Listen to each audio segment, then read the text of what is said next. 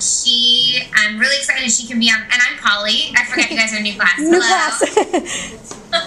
Say hi, Polly. Hi, Jessica. Hi, Polly. Hi, nice to meet you. I'm really glad that Jessie could be here for this call because she has field experience, and I know that you guys have been wanting to hear some stories about what it's like to be in the field, and she knows a lot of KIVA borrowers. So that's great. Let me just start by saying thank you so much. We're so grateful to you for doing this super neat project. And actually, we were just able to get a tweet out on KIVA's Twitter about your class featuring your artwork. Wow. So that is up, and I'll send your teacher the link to that also. But that's up there today. So if any of you guys are on Twitter, share that out. And show your parents. So. And send in a loan. Send in some money. Yeah. So that's great. But yeah, so I think I started with the other classes just explaining what I do. Now that Jessie's here, she can do the same. We are working on launching an education program that will feature a lot of new resources and materials for student groups like yourselves, so that when you are interested in doing something with KIVA, you don't have to start from scratch. But we have been able to do that because we started doing that because of the amazing response we've seen from educators and students on their own, independently of that help from us. And now we think it's time we return the favor and make it a little bit easier for you guys to do that. So that's why we work here. We're working on developing those materials and getting that program going and acting as a support for you. And Mr. Sanders, I don't know if you want me to just if you want me to have Jessie go ahead and tell some story or her story. What I'll do is I'm going to ask someone to come up because Jessie probably doesn't know exactly what we did to actually launch our project. So if someone is brave enough to come up and introduce yourself and explain the project. That would be great. Oh, Julie, who's sitting in the corner that you can't see. Come hither, little child.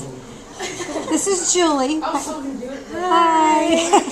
All right, Jules, come on this side. Come over here. So, there you go. Okay, you can stand up. You don't have to. Good, you can stand. You're good. So this is Julie. If you could tell Jessica a little bit, because Polly knows the last class. Nico told her. So could you tell her what we do? What was that unit and all that? Okay. So our unit was on micro entrepreneurs and how they run their businesses. So located out of where? She doesn't know that. Africa. Okay. Africa.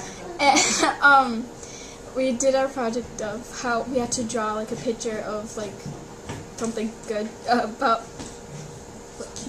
helping people. About helping people. Yes. About social responsibility. About social There responsibility. you go. And we did these pictures and we sent them into a company called Silver Graphics. And we had them like put them like on cups and all t-shirts and stuff, and we tried to sell them to people, and we got like quite a few pieces of money and put them into KIVA to pick out people to help. We lent too. Yeah. That's great. Can I ask you guys too, did you sell them mostly just to people that you knew, or was there a certain event that you were selling them, or? Who can answer that question? Go ahead, Evan. We sold them to family members. Mostly to family members. I asked them not to go door to door. I thought it might have been a little dangerous. So mostly family members and friends. And you took orders and then awesome. Yep. Silver Graphics gives us a 38% profit margin. So the kids this year generated a profit of about $500. Collectively over 3 years, they currently have about $1,200 in the KIVA account.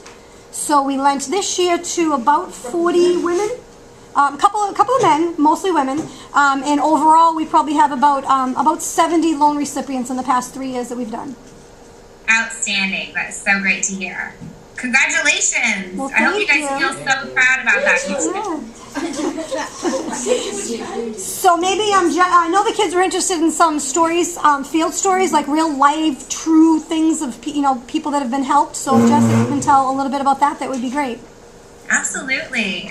So I actually just moved to San Francisco, where Kiva is, from Kenya. So I was living in a really tiny village for the last year. We definitely did not have regular electricity. Having internet was very rare also. It was one of those sort of villages where you have to carry big buckets down to the stream and load up and get water, and you boil the water and you filter it just to be able to have a drink of water. It's a pretty long process. So that's just to give you a sense of what life in the village was like. There are a lot of really smart entrepreneurs. Most people are farmers, but they realize that farming alone will feed their family, but maybe, especially if something happens, like problems with crops, like are happening in East Africa now, that might not be enough to sustain their family. So they have lots of great ideas. Some of them want to open shops, or buy. A lot of people drive motorcycles as taxis. So someone will come by on a motorcycle and be like, "Where do you need to go?" And they drive you wherever you need to go and charge you a little fare to take you there. So a ton of people have those. They're called pickies or bodas. So if you hear picky, it's someone who's driving a motorcycle taxi. So anyway, these great ideas, and they just need a little bit of capital to get started. So the first people that I ever met that had KIVA loans, and I didn't work for KIVA, I was working for another organization, but the first people I met were these picky drivers, and they had all gotten loans for their motorcycles from KIVA, and they had made enough money to, one of them was even buying a taxi that his cousin was going to drive. So his business was really prospering enough that he was like feeding his family, he was saving for the future, and he was also able to expand his business and like pay his cousin or brother, I can't remember who, as a driver. So that was kind of cool. And then one story that's really personal and close to home for me is there was a husband and wife. Pastor Ferraz is the dad, and then Pamela Ferraz is the mom. And she was a teacher on my team. So I was working with teachers in education in Kenya. And her husband was a tailor, so he made me some lovely clothes so that I could fit in Kenya, fit in with the locals. And they have 6 kids. So he actually got a loan for a good sewing machine. And when I first got there at the beginning of the year, there were the 2 oldest girls were in school sometimes, but not all the time. And the other 4 kids were never in school at all. And by the time I left, he had made enough from just the purchase of this one sewing machine. And he does really hard, good work. He makes great products like dresses and napkins and things like that in the community. So he was able to have 5 of his kids in school, and the little one is just too young. He's only 1.5 years old, so that's the only reason he wasn't in school. And the 2 little ones get malaria kind of often. It's like pretty common there to catch illnesses. And he was able to pay for medicines for them that he wasn't able to before, and also save for the future. So it was really cool just to see the purchase of one thing transform the whole life of a family, and all these kids are now getting an education and will have a better future because of this one investment by their dad, and him being able to get loans from people like you. So it's pretty cool to see it transform individuals, whole families, and communities. So I know they're really grateful for everything you guys are doing. It's amazing on this side. What I'm watching is the kids' facial expressions and such as you tell them the story, because everything that you were touching upon, we went over pretty much in the textbook and different videos. And, you know, some of the kids like, oh, malaria, that's from the water. And, you know, just you could see all their facial expressions like, oh my God.